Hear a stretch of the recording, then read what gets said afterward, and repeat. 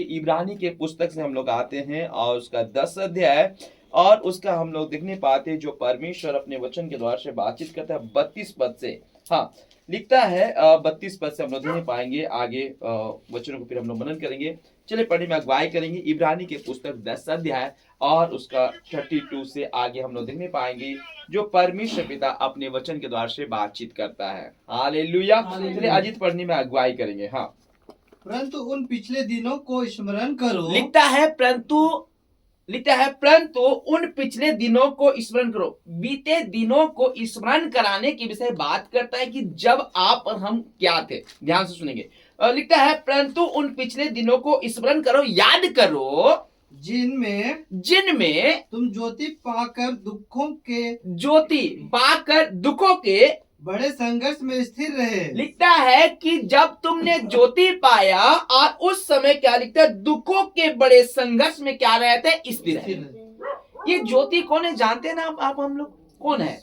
यीशु मसीह। जगत का ज्योति यीशु मसीह है। और जब आप और हम याद करवा रहे हैं हमें कि याद करो कि जिनमें तुम ज्योति पाकर यानी यीशु मसीह को पाया और उस समय में आपके जिनमें दुख आए, तकलीफ आए, आप उस समय में संघर्ष करते हुए, उस दुखों का सामना करते हुए आप कैसे रहे? बोलता है स्थिर रहे, है ना? क्या रहे? स्थिर रहना यानी विश्वास में धीरज धरे रहना, अपने आप को दृढ़ किए रहना। आपने जैसे यीशु मसीह को पकड़ा था, क्या आपके साथ में ठट्ठा उड़ाने वाला नहीं रहा क्या? क्या आपको मजाक उड़ाने वाला नहीं रहा क्या? आपके जीवन में दुखी नहीं आया क्या आपके जीवन में घटी नहीं आया? सब कुछ आया, मगर आपने उस ज्योति को पाकर उस दुख के बड़े संघर्ष में आप स्थिर इसलिए रहे क्योंकि आप जानते हैं जिसको आपने पकड़ा है, जिसको थामा है, वो आपका उद्धार करता है। हालेलुया। और इसीलिए इस बात को याद दिलाना है। मगर मसीह प्यारो, आज वर्तमान काल में परमेश्वर पिता इसलिए याद दिला रहा है, जान लो, क्योंकि आज जब लोगों के जीवन में दुख आ रहा है, तकलीफ आ रहा है, तो सब लोग क्या हो रहे हैं? पीछे चल जा रहे हैं। क्या होता है देखने पाएंगे। हाँ, मत्ती रचित सुसमाचार में जब हम लोग आते हैं 24 अध्याय निकालेंगे, मत्ती रचित सुसमाचार और उसका 24 अध्याय और उस समय क्या देखने पाते हैं कि 11 पद से देखने पाएंगे क्या कहता है, क्या हो जा रहा है। हाँ, लोग बहुत से झूठे भविष्यवक्ता उठ खड़े होंगे। क्या होंगे? उठ खड़े होंगे। बहुत से झूठे भविष्यवक्ता उठ खड़े होंगे। जैसे अभी बहुत सारे भविष्यवक्ता झूठे उठ खड़े होंगे क्योंकि लोगों को चमत्कार चाहिए। भाई, लोग क्या चाह रहे? चमत्कार चाहिए। और परमेश्वर का वचन कहता है कि अंत के दिनों में ऐसा होने वाला है कि लोग मुर्दे को भी जिला देंगे, मूर्ति भी बोलने लग जाएगा। हालेलुया। तो आज कहां पर क्या हो रहा है पता है? बहुत सारे लोग सुनने पाए, अरे फलाना जगह पर चंगाई मिलता है, वहां पर चंगाई मिलता है, यहाँ पर वचन मिल रहा है, उसको ध्यान नहीं है। उसको कहां पर चंगाई मिल रहा है, कहां पर अद्भुत काम हो रहा है, कहां पर मूर्ति बोला है, कहां पर मुर्दा, उनके पीछे हो जा रहा है। मसीह फिर जिएगा यही तक क्या ना रहेगा और उस राज्य तक कौन पहुंचेगा भाई? इसलिए मसीह फिर आज जान लीजिए, आज क्या होता है कि बहुत से झूठे भविष्यवक्ता उठ खड़े होंगे और बहुतों को भरमाएंगे इसलिए लोग भरमा दिए गए।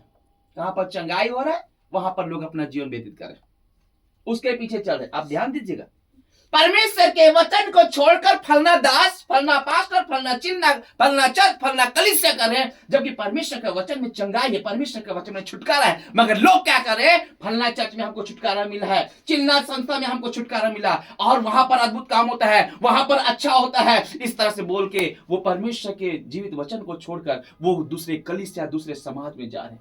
हालेलुया। भरमा दिए गए हैं। हकीकत बात है कि नहीं भाई?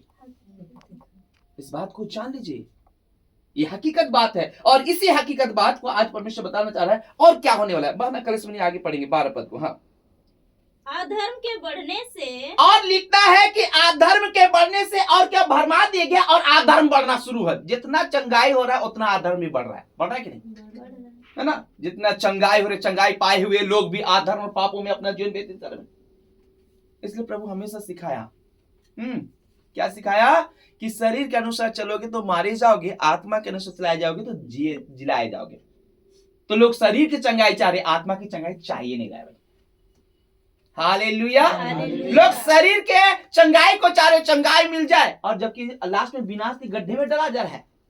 ध्यान से सुनेंगे, मगर जिस दिन आत्मा की चंगाई, आत्मा के अनुसार चलेंगे, आत्मा की चंगाई पाएंगे, वो जिलाए जाएंगे, यानी अनंत जीवन में पहुंचाए जाएंगे। हालेलुया। लिखता है अधर्म के बढ़ने से बहुतों का प्रेम क्या हो जाएगा? ठंडा पड़ जाएगा। अधर्म बढ़ रहा है, पाप बढ़ रहा है, लोगों का प्रेम परमेश्वर के प्रति से ठंडा हो रहा है। वचन की ओर फिर कर वो चंगाई की ओर जाने की कोशिश कर रहे। कहां पर चंगाई मिलेगा उसके पीछे जा रहे, जबकि चंगाई आपके हाथों में। ये पवित्र बाइबल मसीह प्यारो, ये वचन के द्वारा से लोगों के जीवन में चंगाई आती है, इस बात को जाने, क्योंकि वचन परमेश्वर का है जो आपको हमारे हाथों हाथ आप देख रहे। आने वाले दिनों में ये भी कुछ मिलने वाला नहीं है। हालेलुया। और इसीलिए आगे क्या कहता है, आगे हाँ आगे पढ़ेंगे, इधर एंजल पढ़ेंगे। हाँ 13 पद।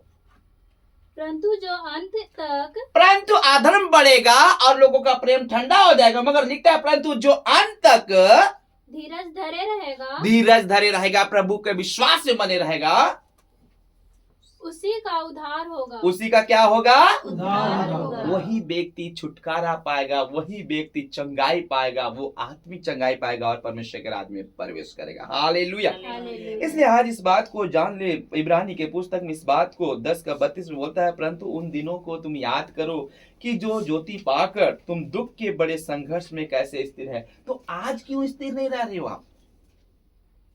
आज क्यों स्थिर नहीं रहो? आज क्यों अपने जीवन को आप अधर्म और पापों में चल रहे? आपका स्थिरतापन कहां रहा? आपका धीरजपन कहां रहा? हालेलुया। क्या प्रभु ने नहीं कहा था कि मैं तुम्हें इन बातों को इसलिए कहता हूं ताकि कल के दिन में मत बोलो कि हमको कुछ बताया नहीं गया था। संसार में तुम्हें कलेश मिलेगा, धारस बांधना, क्योंकि मैंने संसार को जीत लिया। कलेश मिलेगा, तकलीफ मिलेगा, संकट मिलेगा, मगर हमें धारस बांधना, उस बड़े संघर्ष के साथ भी स्थिर रहना है। हालेलुया। बस फिर आगे जब हम लोग देखने पाते और क्या कहता है, इधर बहन कलशमनी पढ़ने में अगुवाई करेंगे। इब्रानी के पुस्तक हम लोग आएंगे और उसका 10:33 पद को देखेंगे क्या लिखता है। कभी कभी जब ज्योति पाकर आप पर हम बड़ी स्थिर है, तो कभी कभी क्या होता है, कभी कभी तो यूं कि तुम निंदा और कलेश सहते हुए, क्या हुआ, निंदा भी मिला आपको और कलेश दुख और तकलीफ भी मिला, उसको सहते हुए तमाशा बने। लोग तमाशा के, लोगों मजाक उड़ाए। भाई मैं देख नहीं पाता हूँ कि प्रभु के दास सुलेमान दादा को आज सचमुच में एक प्रभु का खोजी। आज हो सके इनको बहुत सारे लोग तमाशा बना देते, बहुत सारे लोग ऐसे बात को बोलते, मगर आज ये प्रभु का विश्वास जन है जो हमेशा अपने आप को स्थिर रखा है। हालेलुया। आज एक आदर्श के रूप में मैं इससे कुछ बहुत सारी बातों को सीखता हूँ। लोग बताए जाते हैं कि उसको तो बहुत सारे लोग ऐसे बोलते वैसे बोलते, मगर फिर भी ये चुप रहकर लोगों बोलते अरे शांत रहो ना भाई। ये है धीरजता और प्रभु के विश्वास पे स्थिरता। एक आदर्श की बातों को सिखाया जाता और जिसके कारण से आज इनका परिवार पूरा आराधना करने वाले। हालेलुया। वैसे बहुत सारे पंच लोग हैं, मगर उनके बेटे बेटियों को देख लिए समझ में आ जाएगा। हालेलुया। मगर आज प्रभु हमें सिखाना चाहता है कि कैसे अपने आप को धीरज बनाना है, कैसे अपने आप को स्थिर बनाना, ताकि आपके द्वारा से आपके परिवार में आशीष होने पाए। हालेलुया। तो यहाँ पर देखने पाते हैं, लिखता है कभी कभी यूं तो तुम निंदा और कलेश आते, निंदा भी हुआ, कलेश भी आया और लोगों के बीच में तमाशा भी बन गया, मजाक बना दिया। ऐसा हो रहा है ना भाई, और आने वाले दिन में होंगे भी। हाँ और क्या लिखता है आगे, और कभी यूं कि तुम उनके साझी हुए, उनके दुखों में तुम क्या हो गए, साझी हुए, जिनकी दुर्दशा की जाती थी उनके भी तू साझी हो गए। हालेलुया। इसलिए आज इस बात को जान लीजिए, प्रभु हमें स्मरण दिलाना चाहता है। याद करो कैसे तुम ज्योति पाकर दुख में स्थिर है, आज भी हमें स्थिर रहना है। आज हमें प्रभु के मार्ग में किसी भी हालत में आगे बढ़ना है, ना कि पीछे जाना है। हालेलुया। क्या लिखता है देखने पाते हैं आगे। हम लोग जब आते हैं 35, हाँ 35 को हम लोग उसको पूरा करेंगे। हाँ 34 को आगे स्टेफन अंकल पढ़ेंगे। हाँ क्योंकि तुम कैदियों के दुख में भी, क्योंकि तुम कैदियों के दुख में भी दुखी हुए, लोगों के दुख में भी दुखी हुए। हाँ और अपनी संपत्ति जो था, अपनी संपत्ति को भी आनंद से लूटने दी। ले लो भाई। हाँ अपनी संपत्ति को भी आनंद से खुशी से लूटने दिया। हाँ यह जानकर कि तुम्हारे पास, कि आपके हमारे पास एक और भी उत्तम और सर्वदा ठहरने वाली संपत्ति है। हालेलुया। जिसे कोई छीन नहीं सकता। और वो कौन है? प्रभु यीशु मसीह, उत्तम, पवित्र। हालेलुया। परमेश्वर का वचन कहता है इस धन के विषय में ना, संसार के धन को लूटने आने से भी लूटने दिया, मगर आपके पास में उत्तम धन है जो कोई आपको छीन नहीं सकता, जो सर्वदा आपके साथ में बना रहने वाला, ठहरने वाली संपत्ति है, वो है प्रभु यीशु मसीह। इसलिए परमेश्वर का वचन कहता है सबसे पहले परमेश्वर का राज और धन का खोज करो तो संसार की हर एक वस्तु तुम्हें क्या होगा? मिल जाएगा। तो सबसे बड़ा धन को आप पकड़ लेंगे तो आपके पास किसी गति होगी? नहीं होगी। अब आगे हम लोग देखने पाते हैं और क्या लिखता है। चलिए आगे पढ़ने में अगुवाई करेंगे, सुलेमान दादा पढ़ने में अगुवाई करेंगे। 35 इब्रानी की पुस्तक 10 अध्याय उसका 35 पद को हम लोग देखेंगे क्या कहता है। हाँ, इसलिए अपना हियाव ना छोड़ो, इसलिए आप और हम अपना हिम्मत को ना छोड़े, विश्वास को ना डगमगाए, क्योंकि उसका प्रतिफल बड़ा है। क्योंकि सर्वशक्तिमान परमेश्वर पिता आपके लिए जो प्रतिफल देने वाला वो क्या है? बड़ा है। हालेलुया। जो संसार देगा उससे बड़ा है। हालेलुया। और क्या कहता है? क्योंकि तुम्हें धीरज धरना क्योंकि आवश्यक है, हमें धीरज धरना जरूरी है, आवश्यक है, ताकि परमेश्वर की इच्छा को, ताकि आप और हम परमेश्वर की इच्छा को पूरी करके, क्या करके? पूरी पूरा करके। आज आप और हम धीरज धरे या बांधे, क्योंकि आप और हम परमेश्वर की इच्छा को पूरा करके तुम प्रतिफल का फल पाओ। प्रतिज्ञा का फल, जो परमेश्वर अपने प्रेम करने वाले से जो प्रतिज्ञा किया उसका तुम क्या पाओ? फल पाओ। हालेलुया। परमेश्वर का वचन क्या कहता है? याकूब के पुस्तक में आते हैं मसीह प्यारों। याकूब के पुस्तक हम लोग यहीं पर देखने पाते हैं, याकूब के पुस्तक में, और देखने पाते हैं 12 पद, पहला अध्याय का 12 पद में, जहां पर वो अपनी प्रतिज्ञा के विषय में बात करता है। याकूब के पुस्तक उसका पहला अध्याय 12 पद। अजीत पढ़ने में अगुवाई करेगा। हाँ, धन्य है वह मनुष्य, धन्य है वह मनुष्य जो परीक्षा में स्थिर रहता है, जिनके जीवन में परीक्षा आता है, दुख आता है, तकलीफ आता है, और उस परीक्षा में वो स्थिर रहता है, क्योंकि वह खरा निकलकर, क्योंकि वो व्यक्ति, वो मनुष्य, वो बेटा और बेटी खरा निकलकर जीवन का वह मुकुट पाएगा, जीवन का वो मुकुट पाएगा जिसकी प्रतिज्ञा। हालेलुया। हालेलुया। ये प्रतिज्ञा परमेश्वर पिता ने किया है, जिसकी प्रतिज्ञा प्रभु ने अपने प्रेम करने वालों से की प्रभु है। मसीह ने जो उससे प्रेम करते उससे किया है। हालेलुया। हालेलुया। जो उससे प्रेम करते हैं, जो उसके विश्वास से बने रहते, जो अपने आप को दुख में धीरज धरे रहते, स्थिर रहते, उसे प्रतिज्ञा किया कि जीवन का मुकुट को क्या करेगा? देगा। हालेलुया। इसलिए उसका प्रतिज्ञा सच्चा मसीह प्यारो। आज हो सके मनुष्य आपसे प्रतिज्ञा करके, वादा करके उसको तोड़ सकता है, मगर सर्वशक्तिमान परमेश्वर पिता आपसे वादा करके वो कभी नहीं तोड़ता। हालेलुया। इसलिए परमेश्वर का वचन है। और आगे क्या कहता हम लोग देखने पाते हैं, इब्रानी के पुस्तक में हम लोग देखने पा रहे हैं। इब्रानी के पुस्तक में हम लोग जब आते हैं और उसका हम लोग 10 अध्याय और उसका देखने पाएंगे 37 पद। चलिए इधर पढ़ने पढ़ने में अगुवाई करेंगे 37 पद को। 37। हाँ, क्योंकि अब बहुत ही थोड़ा समय रह अब गया है, समय थोड़ा ही रह गया है ना, अब समय थोड़ा ही रह गया है, जबकि आने वाला आएगा। कौन आने वाला है भाई? यीशु मसीह। क्या करने के लिए? न्याय करने के लिए। हालेलुया। अब किसी का उद्धार करने के लिए नहीं आने वाला है, किसी के लिए जान देने के लिए नहीं आने वाला। अब सीधा आएगा तो न्याय करने के लिए। उद्धार के लिए तो एक बार अपने आप को जान में दे दिया, ताकि लोग उस पर विश्वास करके उद्धार पाए। अब जो आने वाला है वो लोगों का न्याय करने वाला है, और जो दुख और तकलीफ, जो बोलते धर्म का काम किया उसको प्रतिफल देने के लिए, जो बुरा का काम किया उसको बुराई का फल देने के लिए आ रहा है। हालेलुया। अब लिखता है क्योंकि अब बहुत ही थोड़ा समय रह गया है। बहुत लोग बोलते हैं बहुत समय है, अभी जीवन है भाई, ऐसे मौज करो, बोलता है, मगर परमेश्वर का वचन कहता है क्योंकि अब बहुत ही थोड़ा समय रह गया है, जबकि आने वाला आएगा और देर नहीं करेगा। बहुत लोग देर समझ रहे हैं, मगर वो आने वाला अब देर नहीं करेगा, क्योंकि अधर्म और पाप बढ़ रहा है, इसलिए क्या करेगा? आएगा।